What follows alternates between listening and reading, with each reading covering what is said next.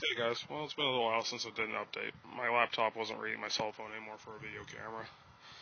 So, here's an update on the Dodge. I painted it black.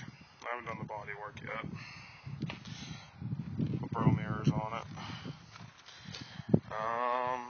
Changed all the tie rods, ball joints, track bar, steering stabilizer. Don't buy track bar from AutoZone. It's the wrong size, it doesn't match. And we actually had to weld it in because we stripped it out, so just a little note for you. And black. Hopefully we can do the body work in a couple weeks. And it's gonna go flat black with some lime green on it. Gotta get new tires too. I'm starting to show their age pretty bad. Fix that. Percolate the bed.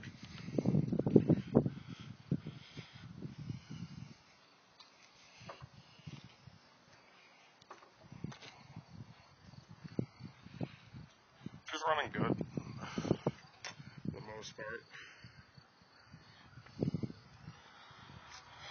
The winter wasn't nice. Starting to show a lot of rust again through the paint.